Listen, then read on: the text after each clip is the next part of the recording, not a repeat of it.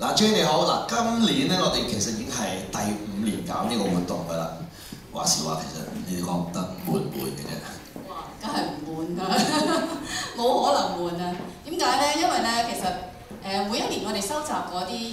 影片咧，其實都好有創意嘅。咁我哋有機會聽到年青人嘅心聲，佢哋嘅對事物嘅睇法，其實我哋都學到好多嘢嚇。咁加埋咧，我諗呢個項目咧，事實上係一個好有意義嘅項目。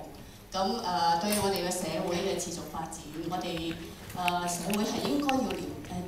了解年青人嘅諗法，即係我哋係有呢個機會去做呢一個項目咧，係可以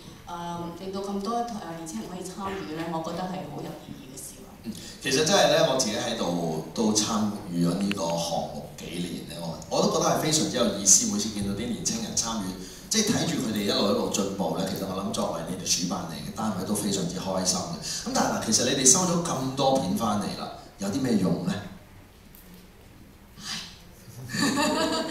其實咧，我哋而家咧就已經收200幾條片啦，好似頭先咁講。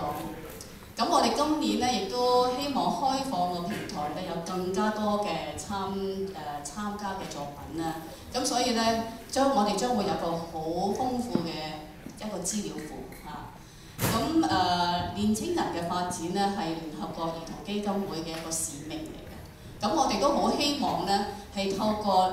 除咗呢個渠道係令到聽得到年青人對我哋社會嘅一個心聲之外咧，同埋好似阿歐小姐頭先所講，我哋希望有個共融嘅社會，因為透過溝通了解，咁我用影片可以表達之外咧，咁我哋亦都希望咧就係喺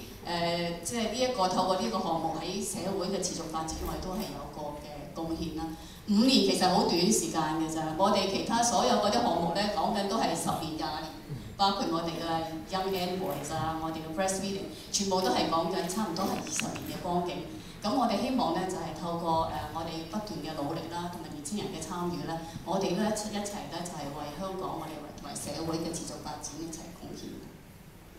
Thank you, Jane, for sharing with us her appreciation towards the uniqueness and diversity of our youth in Hong Kong through video production. Those videos have the power to truly touch people's hearts and motivated us to put more effort into the development of children and youth.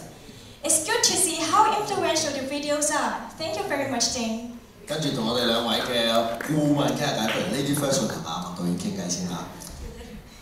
Hello， 我哋又見面啦，麥導演你好。Hello， 你好，每年都要見次。係啊，今年你又第4年咧，就支持即係 UNICEF 香港嘅呢個短片項目啦。咁其實喺4年期間，你真係睇咗好多呢啲同學仔嘅片啦，已經。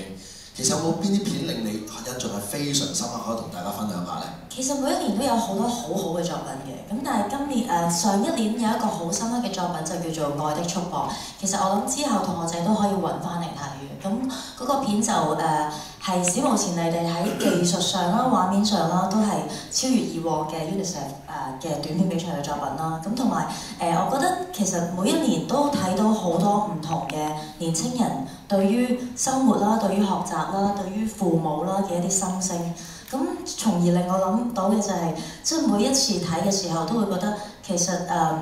教育除咗係父母嘅天職之外，其實我哋做父母嘅，或者其實唔係我哋咧，我未做父母，但係我覺得而家香港有好多嘅爸爸媽媽可能都好執着，可能要贏在乜乜前啦，即係贏在起跑前，贏在好多嘅唔同嘅嘢之前啦。咁但係真正，我覺得父母可能最需要嘅唔單止係教個仔女點樣成長，而係向仔女學習，去聆聽佢哋，去理解佢哋咯。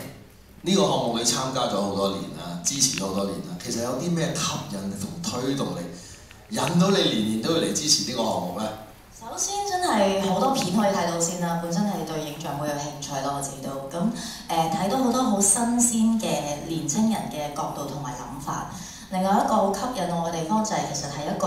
誠意同埋一個心嚟嘅，係唔單止睇到年青人好有心去拍片，亦都睇到好多 UNICEF 嘅同事